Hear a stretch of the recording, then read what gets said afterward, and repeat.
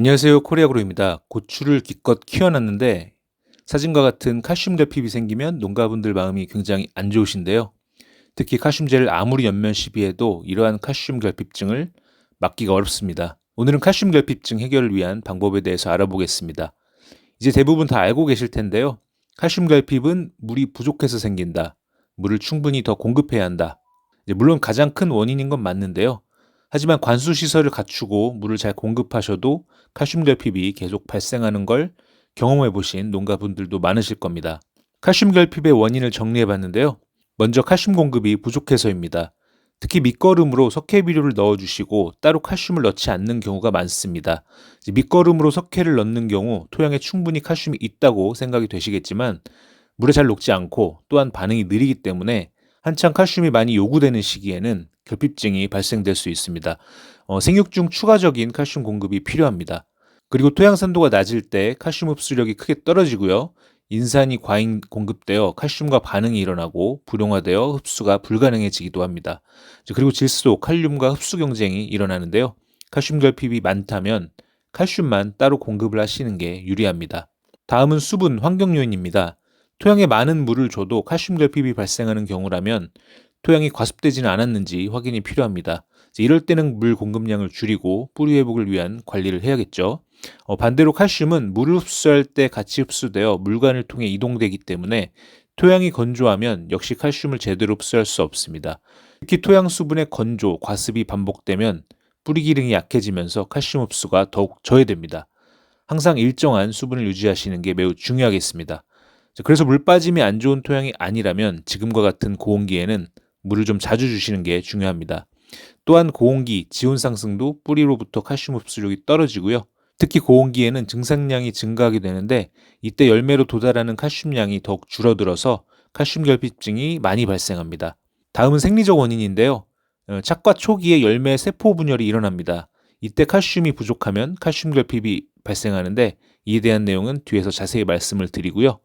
그리고 칼슘은 비이동성 성분으로 증산작용이 일어날 때 뿌리로 흡수되어 물관을 통해서만 식물의 각 기관으로 이동됩니다.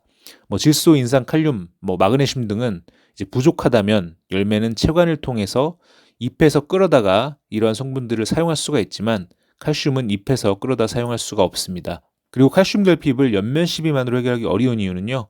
칼슘은 고추에서 질소, 칼륨 다음으로 많이 필요한 다량 원소이기 때문입니다.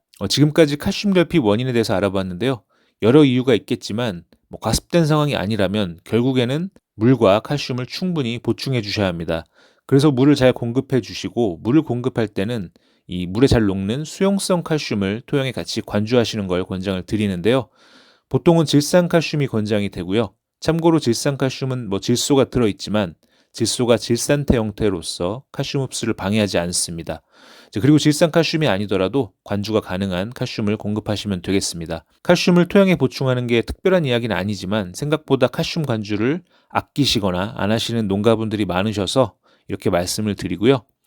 그리고 칼슘 관주를 하시더라도 이제 주기적으로 하시는 게 중요한데요. 바로 앞서 잠깐 말씀드렸던 내용이죠. 고추는 착과 초기에만 세포 분열이 이루어지는데 이때 열매에 필요한 칼슘 대부분이 공급이 됩니다. 참고로 고추 열매 세포 분열 기간은 착과 후 짧게는 3일, 길게는 10일까지 이루어지는데요.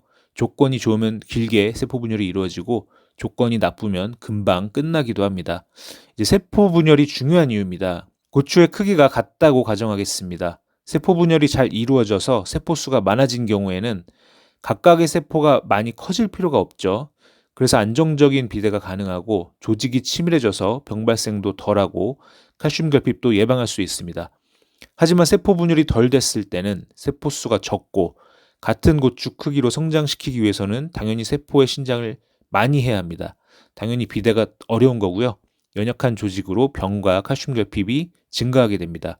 즉 착과 초기에 세포 분열이 잘 이루어지기 위해서는 이때 칼슘이 잘 공급되어야 합니다. 즉 칼슘 결핍은 착과 초기 세포 분열기에 이미 결정이 된다라고 보시면 되는데요. 이 세포 분열이 끝나고 세포의 신장이 이루어지면서 열매가 커지는데 이때부터는 열매로 칼슘 공급이 매우 제한적입니다. 앞서 말씀드린 대로 칼슘은 증산작용을 통해 뿌리로 흡수 후 물관을 통해 각 기관으로 이동하는데 열매는 기공이 없어 증산작용이 일어나지가 않겠죠. 그래서 열매로 칼슘이 공급이 거의 되지 않습니다. 다만 세포 분열기에는 그래도 칼슘이 어느 정도 잘 공급이 되기 때문에 착가 후 초기 세포 분열기에 칼슘이 잘 공급되도록 관리하시는 게 매우 중요하겠습니다. 그럼 칼슘 관주는 언제 하는 게 효율적일까요? 앞서 말씀드린 대로 고온기에는 세포 분열이 3일 만에 끝낼 수도 있습니다. 하지만 칼슘 관주 후 열매까지 칼슘이 도달하려면 3일에서 4일 정도의 시간이 필요합니다. 칼슘을 관주했을 때 하루에서 이틀 사이에 가장 흡수력이 좋기 때문에 착가 예상 2-3일 전 칼슘 관주를 하시는 게 가장 효율이 좋습니다. 그리고 토양에 관주한 칼슘의 효과 기간을 고려하고요. 보통 칼슘은 관주하시면 식물이 흡수할 수 있는 기간이 토양 상태에 따라 다르겠지만 일주일을 넘기기 어렵습니다. 그리고 숨머지 상황이 아니라면 고온기에는 분지 전개가 빨리 이루어지면서 계속 착가가 일어나기 때문에 분지 전개일 등을 고려하면 지금과 같은 고온기에는 5에서 7일에 한 번 정도 칼슘을 관주합니다. 예를 들면 지금 7월 중순에 질산칼슘을 관주하신다면 200평에 2에서 3kg 정도 관주하시는 걸 권장을 드리고요. 이렇게 하시면 칼슘 결핍 예방뿐만 아니라 떨어지는 고추도 상당 부분 감소시킬 수 있습니다. 그럼 칼슘 연면 시비만으로는 어차피 칼슘 결핍 예방이 어려우니까 관주만 하고 이제 칼슘 연면 시비는 안 해도 되겠다 이렇게 생각하시는 분이 많으실 것 같은데요. 우선 칼슘은 수정 착과에 굉장히 중요한 성분이기 때문에 저온 및 고온기 등 칼슘 흡수 유동이 어려운 시기에는 연면 시비로 보충해 주시는 게 효과적이고요. 특히 지금과 같은 고온기에는 착과 초기라도 뿌리로 흡수한 칼슘이 열매로 이동하는 게 부족해지기 때문에 연면 시비를 병행하시는 게 결핍증 예방을 위해 효과적입니다. 이제 마찬가지로 연면 시비라도 공급 시기가 중요한데요. 열매가 꽤 컸을 때는 열매로 칼슘 공급이 거의 이루어지지 않습니다.